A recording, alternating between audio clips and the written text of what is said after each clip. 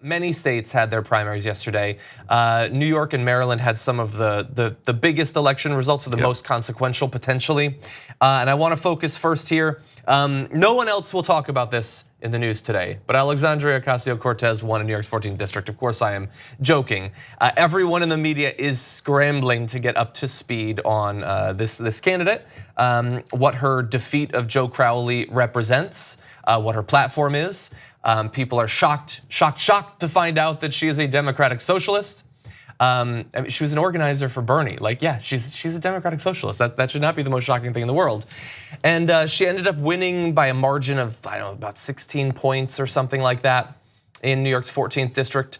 And I am glad to see that people are starting to cover her. I mean, some had in the run up to the election, but now I saw, and this is hardly a proxy for everything, but last night, I believe she had 14,000 Twitter followers, and she has 214,000 today. So there's something about victory. Yeah, that's what winning, brings recognition. That's what winning does, and that's what a big win like this does. I mean, you know, Nancy Pelosi in this morning's press conference was asked about her and about Crowley. That when you start getting attention, you're going to start getting people to follow you. What did Nancy say? And then you're going to get scrutiny. Well, she said that that there's room for everybody. That she will miss Joe.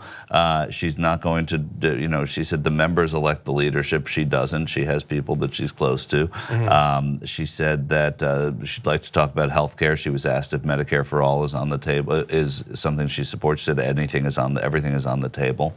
You know, she was pretty frank about it. She should only be upset about it because her friend lost and a member of her leadership. Yeah. It doesn't automatically make her more vulnerable than she was yesterday. It makes the leadership more vulnerable as a whole. Yeah. It's still, she's not going to lose her seat because of this. She's not going to lose. I mean, she actually won by more than she'd ever won this time. So Yeah, and the reason I mention that is because there were all these like, yes, sure, it's good for Alexandria Ocasio-Cortez to win the 14th, but what will this do to the Democrats' chances in the Midwest?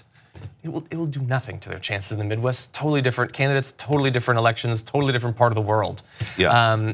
Everybody tries to make everything about everything, but especially everything is about the Midwest. And congressional seats are not about the nation usually, unless there is like a wave, which means that there's a temperament that the voters have. So Alexandria Ocasio-Cortez won, I think, mostly because of her demographic, because that district has gone so Hispanic, and that's what will, that's not going to be the same in the Midwest or in the South. That's true. And, I don't think that was the single most important thing. I think that the way that she ran her campaign, both the tenacity but also the platform. For sure, but you can't deny that was a huge factor. It was. But I mean, I posted on my Instagram today all of the congressional Democrats, the percentage of their funding that came from donations smaller than $200, and hers was, I think it was 72%. I apologize, it might be slightly different, and I think the next highest was 9%. Yeah,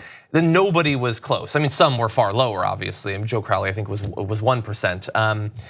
But I think that that's also important. And look, I want to just be positive about this, but nothing that I experience in politics can be pure anymore. Everything is tainted by the experience of the 2016 election. So at the same time that she represents, I think, the most productive outcome of the progressive area of the 2016 election. That there was every reason, if you wanted to be disheartened, if you wanted to feel disenfranchised, if you wanted to check out of the system, you had many reasons, both real and imagined, to do that. She could have done that. She chose not to. Instead, she decided to run, and she is now potentially entering the history books. Yeah. And has created this national thing.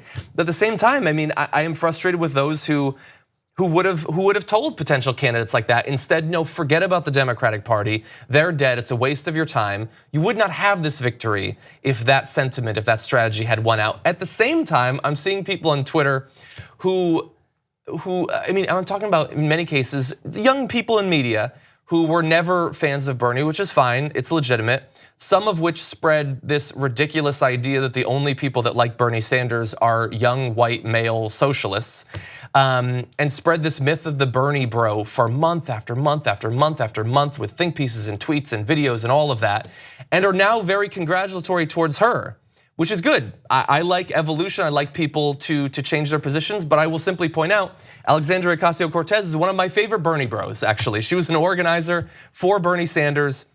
And I think a lot of the people who are congratulating her, who want to be supportive of a very popular up and coming female politician, are sort of censoring that section of her political history.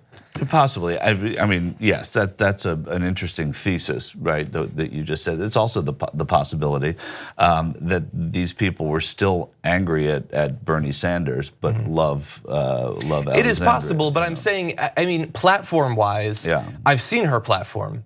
It's basically Bernie's platform. Right. She is a socialist. Right. I'm just talking about the dynamic that she brought, and I don't know who I'm speaking for here, because maybe that person doesn't exist, but that they like the dynamic that she brings and her politics. They just didn't like the fact that they believed that Bernie Sanders. I'm sure that's what it is. Ruined the presidency.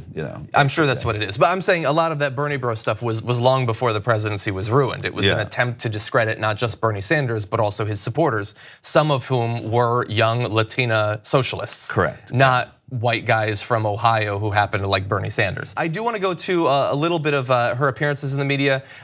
She's immediately asked about some of the most hot button potential topics for if she enters the House, and here's her response. Where do you fall? Would you push for a Trump impeachment should you win? Well, I would support impeachment. I think that we have the grounds to do it. I think what really we need to focus on is making sure that we are advocating for the policies to win in November. But ultimately, I think that what we need to kind of focus on is ensuring that we can, when people break the law, potentially break the law, that we have to hold everyone accountable and that no person is above that law. And she went on to cite the violations on day one of the emoluments clause as reason for that. But I loved it. It was like very quickly, would you impeach the president? And her reaction, I don't know if it was really easy to catch. It was like she was taken aback by the question, but had a very good answer. Yes, he has violated the law in multiple ways that under any other circumstance the president would have already been impeached, but we also have to put forward an expansive suite of policies to address the problems that America's facing. She's a congresswoman, or a congresswoman almost now. This is what the pre-elect. This is what happens. You get asked these questions, and listen, there are a lot of people that want the Democrats to win the House and will be disappointed with anything short of impeachment. So it's the natural question to ask everyone. It's an annoying question because there's a lot more that is behind her. I mean, I would say this is not at all behind her. There's a lot more that she brings to the table. Agreed. But you got to ask it too. Yeah.